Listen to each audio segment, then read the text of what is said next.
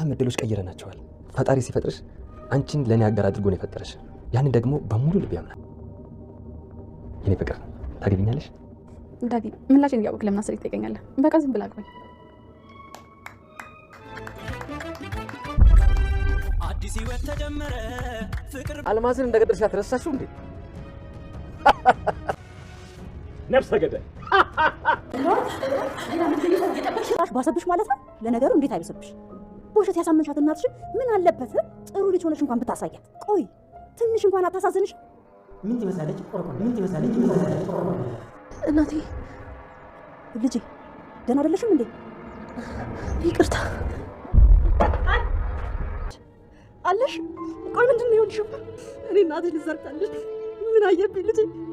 ምን ሆንሽብኝ? እኔ ልጅ የክፋት መጨረሻው አያምርምና ቃል ራሷ በሰራችው ተንኮልና ሴራ ወይዘሮ ገነትን ከልጇ ጋር ለማለያየት ዳግምም እስከ መጨረሻው ከብሌን ጋር አንድ እንዳይሆኑ ለማድረግ ስትሮጥ፣ ነገር ግን እንግዲህ ራሷን ስታወድቃለች። ወይዘሮ ሀረግም ልጅ ሞተች ብላ እያለቀሰች እያነባች ትገኛለች። ጨካኙ በኃይሉም እህቱን አንቺ ነፍሰ ገዳይ፣ አንቺ ሰው በላ በማለት እጅግ በጣም ልቧን ሰብሮታል።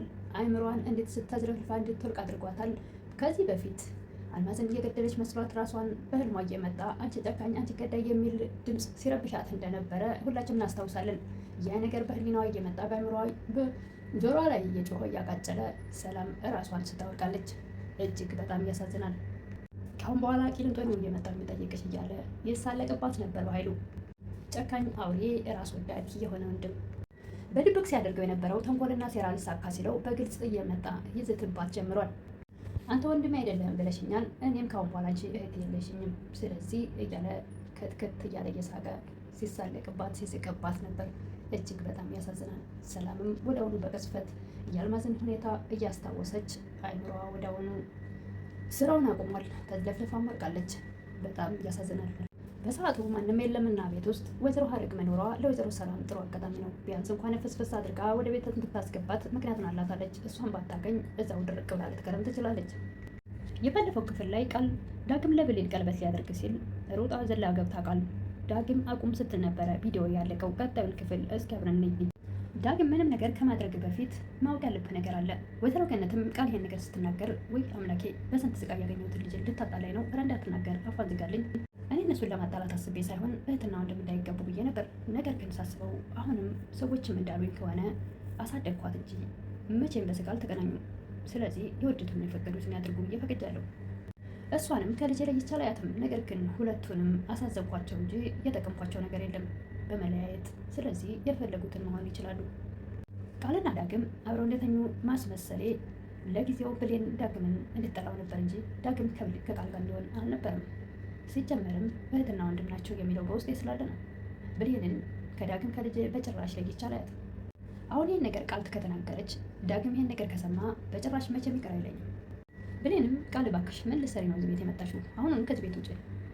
ጉረኛዋ ቃልም ደግሞ ይሄን ቤት ሆኖ ነው እንደ ውጭ እያልሽኝ ያለሽው? አዎ ይሄ ለኛ ቢላችን ነው። ዳጊ ታውቃለህ ምን ያክል ከባድ ነገር ለነገር እዚህ ድረስ እንደመጣሁ። ነገር ግን ይሄ ሁሉ ጥረት ለአንተ እንዳልነግርህ የታሰበ ነው። አውቃለሁ አጥፍቻለሁ። እባክህ አምላኬ ልጄን ግን ማጣት አልፈልግም እያለች ወይዘሮ ገነትም እየተጨነቀች ትገኛለች። ምንም ብታደርጉ ልታስቆሙኝ አትችሉም በማለት ቃልም አጠገባቸው ትዝታለች፣ ትፎክራለች። አንቺ ቆይ በዚህ ነገር ምን ትጠቀሚያለሽ? ምን አለ ዝም ብለሽ ተመልሰሽ ብትሄጂ እያለች ብሌንም ብትለማመጣት የምትጠቀመው ነገር እኔ አውቃለሁ። ቢያንስ ለጊዜው ዳግም ቀለበቱን ላንቺ ሊያደርግሽ አይችልም። ስለዚህ ይሄ ነገር ደግሞ ለእኔ ምን ያክል ጥቅም እንዳለው ብታውቂ። ቃልም ዳግምን ከእናቱ ድጋሚ ለማለያየት እጅግ በጣም ጥረት እያደረገች ነበር በሰዓቱ። እንዴት ነሽ አጋሪ? እኔና አንቺ እኮ በመሀላችን ብዙ ሚስጥር አለ። ስለዚህ ቢያንስ ምን አለ ብትጠሪ ኑሮ። እስከ መቼ ነው ግን ለልጅሽ ሚስጥሩ እንደበቀሽው ልትኖሪ ያሰብሽው? ዳግምም የምን ሚስጥር ነው በማለት ይደነግጣል። ወይዘሮ ገነትና ብሌንም ቃልን ለማስቆም ቢሞክሩ ነገር ግን በጭራሽ ልታስቆሙኝ አትችሉም። ዳግም እኔ በህይወት እያለሁ አንተ የሌላ ሰው መሆን አትችልም በማለት ወይዘሮ ሰላምም ወንድሟ ነፍሰ ገዳይ ስላላት ራሷን ስታወድቃ ወይዘሮ ሀረግ እባክሽ ምን ነክቶሽ ነው ወይዘሮ ሰላም እባክሽ ንኪ እያለች እያንከላበሰች ለነገሩ እሷ ስላለችም መኖሯም ጥሩ ነው የሆነላትና ደጋግፋ ወደ ቤት አስገብታታለች። በሰዓቱ ወይዘሮ ሀረግም ኧረ ለዚች ምስኪንና የዋ ሴት ምንም ይሄ አይገባትም፣ ኧረ አምላኬ ወይ ሰላም አድርጋት። ዳግም እባክሽ ቃል ዙሪያ ጥምጥማት ሂጂ ያለውን ነገር በግልጽ ባጭሩ ተናገሪ። ትዝ ይልሃል እኔ እናንተ ተኝተን ብሌን ያገኘችን ቀን፣ ያ ቀን ደግሞ ሆን ብሎ የታቀደ እቅድ ነበር።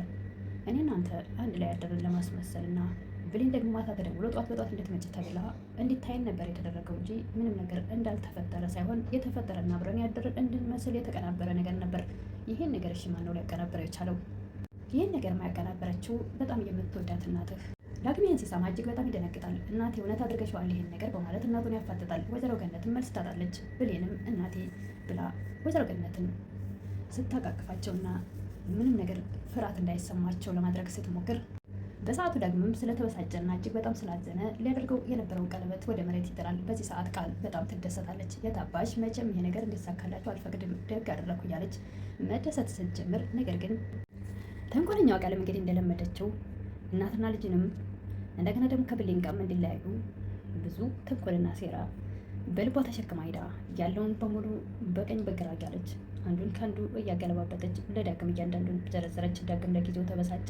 ነገር ግን እናቴ በጣም ይቅርታ፣ እናትና ልጅን ለመለያየት የመጣችን ሴት አምኜ እናቴ ጮኩብሽ፣ በጣም ይቅርታ አድርግልኝ ብሎ እናቱን እቅፍ አድርጎ ሲስም፣ ጭራሽ ደግሞ በጀርባ ተንኮል የምትሰራውን እንደገና ደግሞ ይቅርታ ብለህ ታቅፋታለህ እንዴ በማለት የማይሆን ቃላት ስትናገር፣ ቃል እንግዲህ ለእኔ እንደምታስብልኝ አውቃለሁ፣ ለእኔ እንደምትቆረቆሪ አውቃለሁ። ስለዚህ ተከፍተሽ ስትሄጂ ማየት አልፈልግም። እስቲ ያለውን ነገር በግልጽ ተናገሪ። አዎ በጣም አዝንልሃለሁ፣ ደግሞ ምንም ነገር ስትሆን ማየት አልፈልግም በማለት ፈገግ ስትል፣ ያንተን ደስታ ብቻ ነው ማየት የምፈልገው። እንግዲያውስ ደስታዬን ማየት ካስደሰተሽ የኔ ደስታ ያንቺ ደስታ ከሆነ የኔ ደስታ ይሄ ነው በማለት ዳግም እንግዲህ ለብሌን ቀለበትን አይኗ እያየ አድርጎላታል። እውነተኛ ደስታ ካልክ እንግዲህ ፊትህን አይንን ገልጸህ በማለት እንግዲያውስ እውነተኛ ደስታ ካልሽማ እኔ የኔ እውነተኛ ደስታ ብሌንዬ ናት። ብሌንዬ እኔና አንቺ ብዙ ችግር ስጋ ያሳልፈናል። ቃልም ቀለበቱ ሲደረግ አይኗ እያየ እራሷን ለማበረታታት ትሞክር ነበር። ቃል የፈለገ ነገር ልብሽ ቢሰበርም እንባሽን በጠላቶችሽ ፊት እንዳታፈሺ፣ ብርቱ መሆን አለብሽ፣ ደካማ መሆን የለብሽም። በስተ መጨረሻም ቃል እንግዲህ ቀለበቱ ሲደረግ ካየች በኋላ ምንም መታገስ ያቀታት 2 ጊዜ በጩኸት ቤቱን አንቧርቃው ወደ ውጭ ወጥታ ሄዳለች። ጩኸቷን በእውነቱ ሳቄን መቆጣጠር ነበር በሰዓቱ ያቃተኝ። ከቤት ወጥታ ሄዳለች። እንግዲህ በስተ መጨረሻም ጨካኙ በኃይሉ ከአንድ የሆነ ሰው ተደውሎለት ስልክ፣ አለቃ በጣም ችግር ትልቅ ተፈጥሯል፣ አልማዝ እኛን ለመበቀል ወደ ሰላም እየሄደች ሳይሆን አይቀርም ወደ አዲስ አበባ መጥታለች በማለት እጅግ በጣም ደንግጧል። ሰላም ላይ ሲዝት የቆየው በኃይሉ እንግዲህ እጅግ በጣም ደንግጧል። በኃይሉ አልማዝን አሁን በድጋሚ ቢያገኛት እራሱ ያስወግዳታል። በኃይሉ ካላገኛት ከሰላም ጋር ከተገናኘች ግን ሰላም ነፃነቷን ታውጃለች። የህሊና ጸጸት ሁልጊዜ ራሷን አትጎዳም።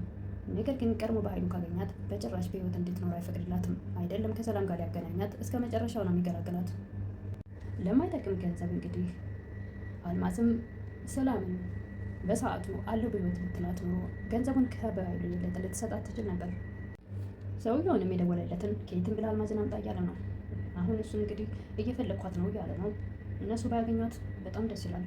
ለሰላም ሲባል አልማዝ ቀድማ ብታገኛት መልካም ነው። ሰላምም ነፃነቷን ታውጃለች።